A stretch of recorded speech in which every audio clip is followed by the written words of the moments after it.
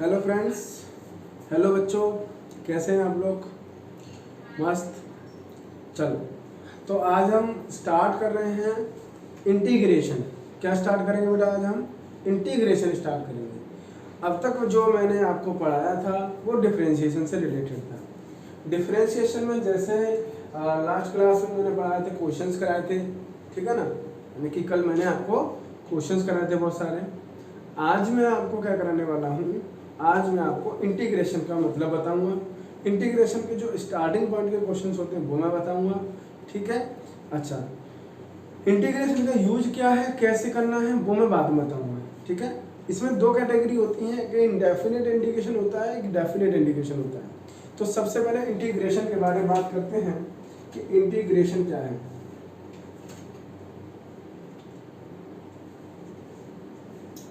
देखो, इंटीग्रेशन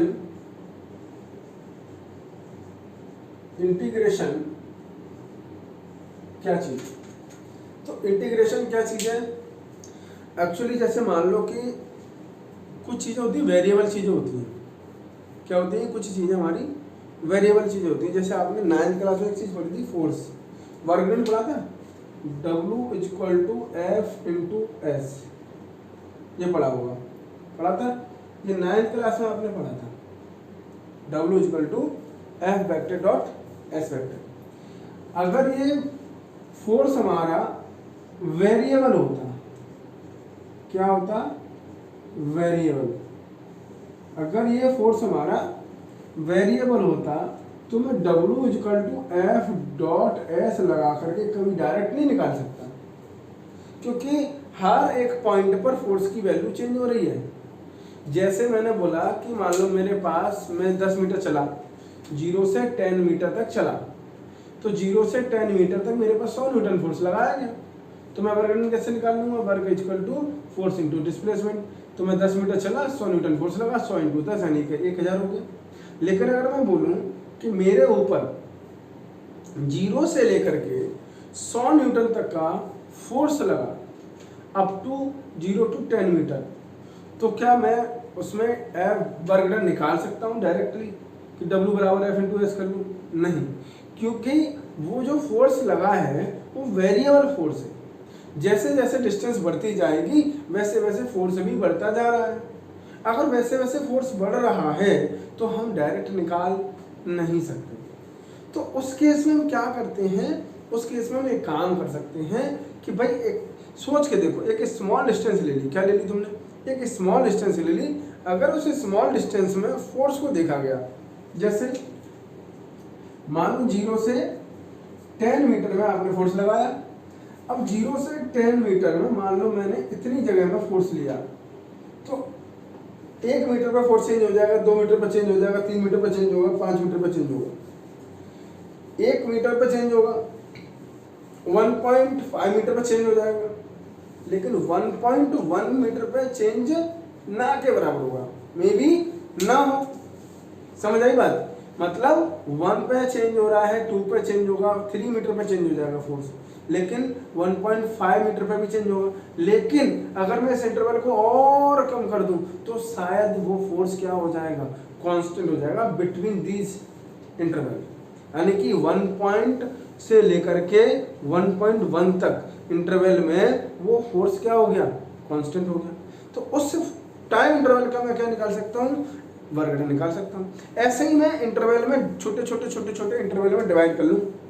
ऐसे ही मैं सारे छोटे छोटे इंटरवल में अगर मैं सबको क्या कर लूँ? डिवाइड कर लूँ। क्या कर लूँ? डिवाइड कर लूँ, तो मैं उनका वर्ग निकाल सकता हूँ और उनको ऐड कर लूँगा तो आंसर मेरा पूरा आ जाएगा। लेकिन इतना लंबा करेगा कौन? नहीं। तो उसी बेसिस के लिए हमने एक इंटीग्रेशन को लेके आए। क्या? इंटीग्रेशन को इसमें एंट्री कराया। इंटीग्रेशन में एंट्री कैसे कराया कि इंटीग्रेशन जो होता है तो उसमें क्या होता है, जैसे छोटे छोटे जो पार्ट बनते हैं, छोटे छोटे जो पार्ट होते हैं ना, छोटे छोटे जो एलिमेंट हो रहे हैं, छोटे छोटे पार्ट्स हो रहे हैं, उनको हम क्या कर सकते हैं? उनको हम कंबाइन कर सकते हैं बाय द इंटीग्रेशन। यानी कि जो मैंने अभी जो मेथड बताया था ना कि 1.1, 1.2, 1.3, 1.4, 1.5, 1.6 dot dot dot dot dot dot 1.10, 9.9, metre तक हमने निकाला, अलग अलग फोर्स आए, सबका अलग अलग कैलकुलेट किया, तो बहुत ज़्यादा टाइम लगेगा। उसको शॉर्ट तरीके से सॉल्व करने का तरीका क्या है कि एक छोटा सा इंटरवल ले लो और उसमें फोर्स को निकाल लो और उसे इंटीग्रेशन कर दो, यानी इंटीग्रेट कर दो। कहाँ से कहाँ तक? 0 से 10 मीटर तक, 0 से 5 मीटर तक, 0 से 20 मीटर तक, जहाँ तक दिया है, तो आपका आंसर आ जाएगा डायरेक्ट। तो ये हमारा क्या है, उस चीज़ को यानी उस टाइम को बचाने के लिए हम लोग इंटीग्रेशन का यूज करते हैं। अच्छा, इंटीग्रेशन का यूज समझ आ गया होगा। यहां पर बोल सकते हैं समेशन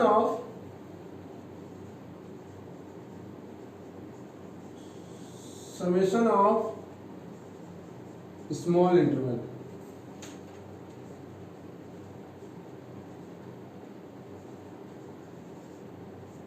ये डेफिनेशन नहीं है, जस्ट एक बात बता रहा हूं कि ये स्मॉल इंटरवल का समेशन है। सिंबल क्या है? सिंबल ऑफ इंटीग्रेशन है ना। इंटीग्रेशन का सिंबल है ऐसा, कैसा बेटा? ये इंटीग्रेशन का सिंबल है, ठीक है। क्या बेटा? ये इंटीग्रेशन का सिंबल। अच्छा, अब देखो इसमें प्रॉपर्टी है, properties of integration. Properties of integration, तो पहली प्रॉपर्टी क्या है कि integration of A F x D x है ना। कोई भी इंटीग्रेशन करते हैं तो क्या लिखते हैं उसमें? F of x D x लिखते हैं। ये मैं बताऊंगा बाद में कि ऐसा क्या क्या इसका मतलब क्या है, ठीक है। इसको मैं ऐसा लिख सकता हूं, A integration f of x D x. Similarly दूसरा, मान लो मैंने लिखा integration f of x plus g of x dx, ऐसा लिख दिया। तो मैं इसको अलग कर सकता हूं, यानी कि इसको मैं अलग अलग तरीके से लिख सकता हूं। कैसे? F of x D X plus integration of G of x D X, ठीक है। इसको ऐसे लिख सकता हूं। अच्छा, मोस्ट इंपोर्टेंट चीज क्या है?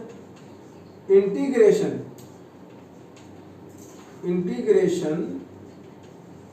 इज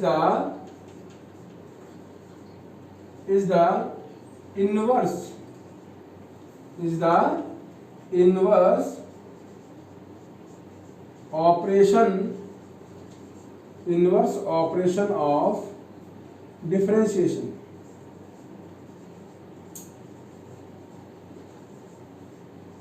नहीं समझे?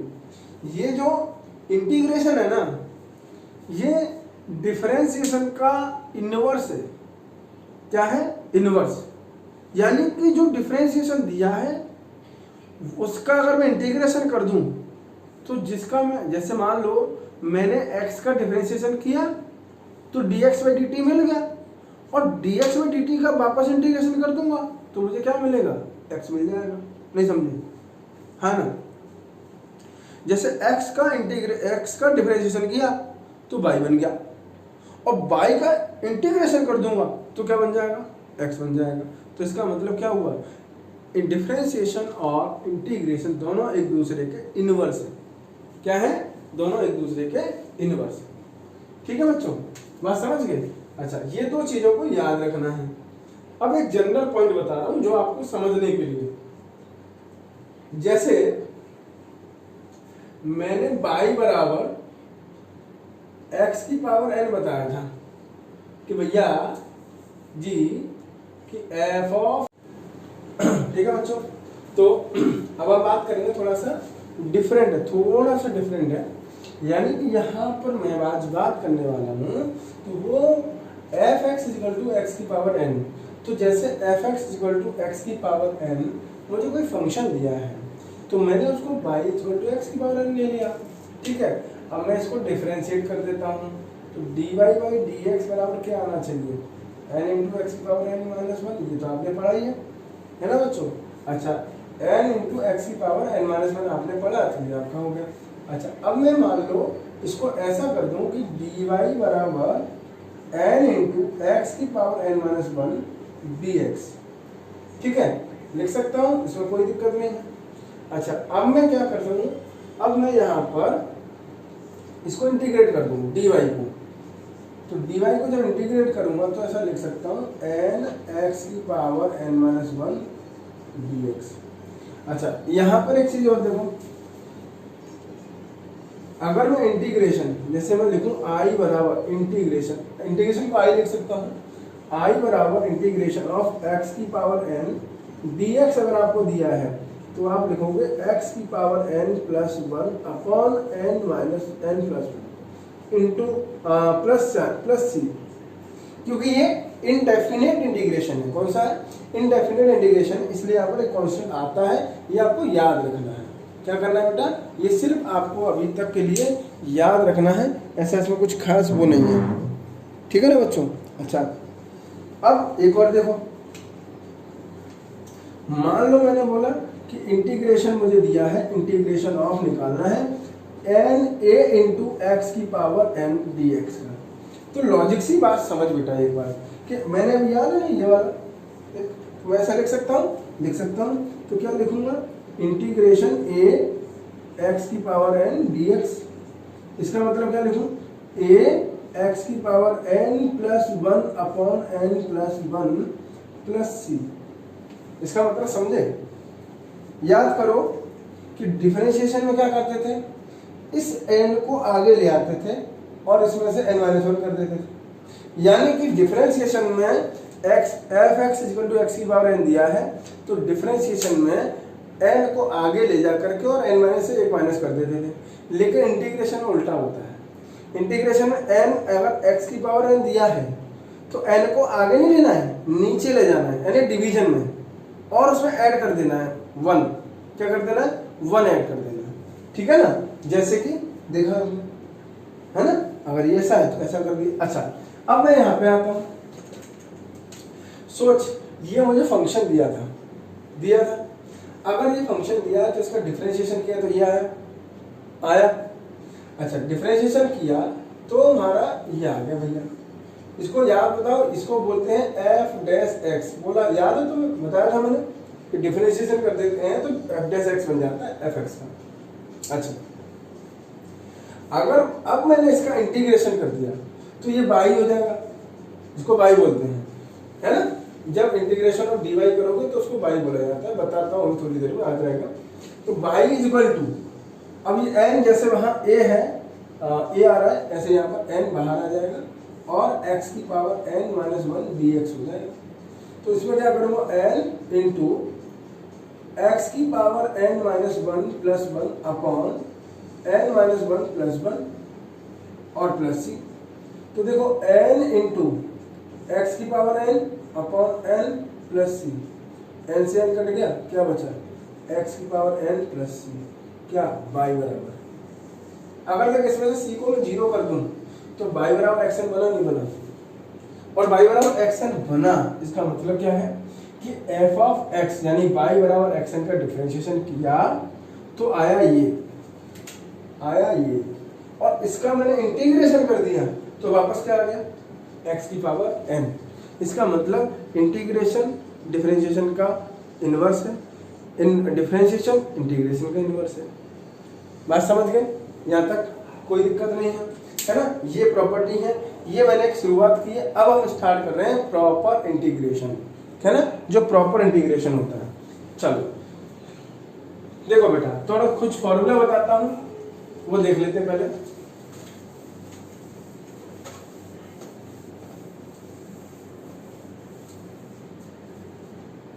चलो तो सबसे पहले देखो इंटीग्रेशन समझ में आ गया, जैसे dy लिखा है ना, dy का इंटीग्रेशन बाई होता है, ठीक है ना, याद रखना। तो जैसे मान लो कि आपको इंटीग्रेशन दिया है पहला c dx, तो इसको लिख सकता हूँ सी इंटीग्रेशन ऑफ डी एक्स, और इसको लिख सकता हूँ सी एक्स प्लस सी, है ना, सी एक्स प्लस सी। सी मतलब ये सी भी कांस्टेंट है, ये भी सी भी कांस्टेंट है, इसको कॉमन मत ले लेना। ऐसा है तो देखो इसको के ले लेते हैं, के डी एक्स, तो यहाँ के आ जाएगा और यहाँ के एक्स प्लस सी आ जाएगा। ठीक है, ये अच्छा ये क्या है, ये किसी भी, ये क्या है, ये किसी भी कांस्टेंट का इंटीग्रेशन है। ठीक है ना, किसका इंटीग्रेशन है, कांस्टेंट का। समझ गए बेटा, अगर मुझे डी बाई बराबर के डी एक्स दिया है तो इंटीग्रेशन कर दूंगा तो क्या आ जाएगा, बाई बराबर के इंटू डी एक्स। समझ गए, इसका मतलब ये हो गया। ठीक है, तो आई बराबर, बस तुम्हें याद रखने के लिए तुम्हें फॉर्मूले लगाने, फॉर्मूले समझ लो आप। अगर ये समझ आ जाए तो ठीक, नहीं आया तो भी कोई बात नहीं, आपके फॉर्मूले लगाने से भी क्वेश्चन हो जाएंगे। कैसे है देखो, आई बराबर के डी एक्स दिया है, तो अगर ये के क्या है, यहाँ पर के कांस्टेंट है, लिख लेते हैं के equal to constant.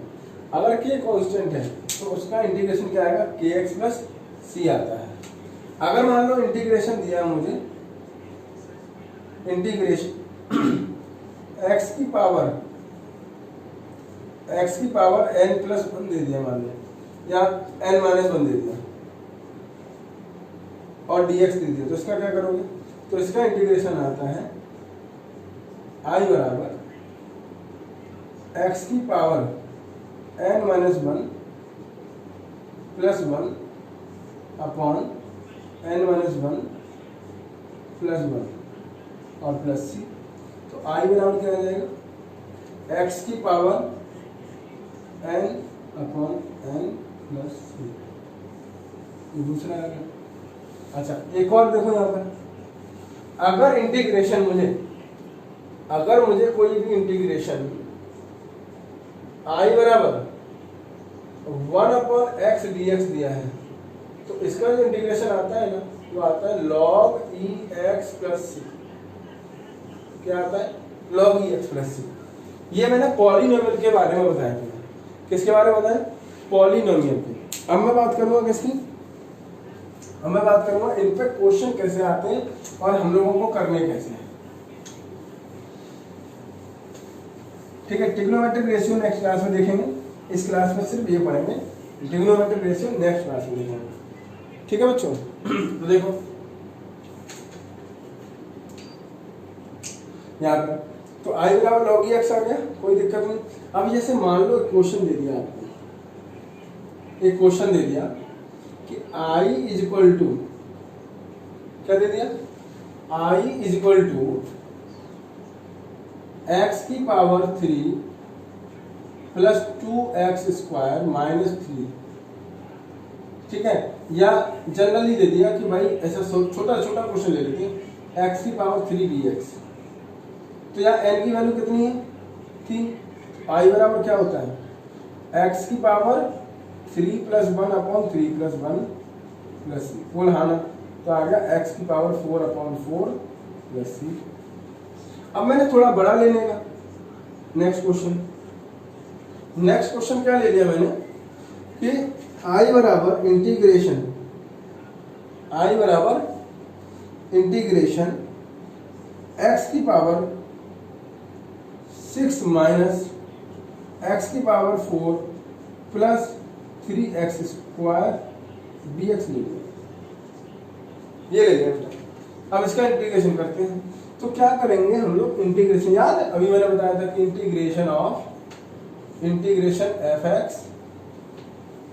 f of x plus g of x dx दिया है। ठीक है, इंटीग्रेशन, तो उसको क्या लिखते हैं, integration of f of x dx plus integration of g of x dx। ऐसे अगर मान लो और दिए तो और आगे लिख सकते हैं, तो ऐसे यहाँ पर भी है, तो क्या लिखेगा, x की पावर 6 dx माइनस x की power 4 dx plus 3x square dx। देख यहाँ n की वैल्यू कितनी है, 6, यहाँ n की वैल्यू 4, यहाँ n की वैल्यू कितनी है, 2, तो क्या लिखेगा यहाँ x की power 6 plus 1 upon 6 plus 1 plus x की power 4 plus 1 upon 4 plus 1 plus 3 into x की पावर 2 प्लस 1 अपॉन 2 प्लस 1। अच्छा, जब आखिरी में सब सॉल्व हो जाएगा उसके बाद एक कांस्टेंट लगा देना है c। तो आंसर क्या आ जाएगा बेटा, समझ आ गई? तो यहाँ लिख सकता है x की पावर 7/7 प्लस x की power 5/5 plus 3x³ plus c, ये आ गया इंटीग्रेशन इसका। ठीक है, एक और क्वेश्चन देख लेते हैं। समझ आ गया? कोई दिक्कत इसमें? मेरे ख्याल से कोई दिक्कत है नहीं, बड़ा आसान है, सिंपल है, कोई परेशानी नहीं है। इसमें एक क्वेश्चन और ले लेते हैं। i बराबर इंटीग्रेशन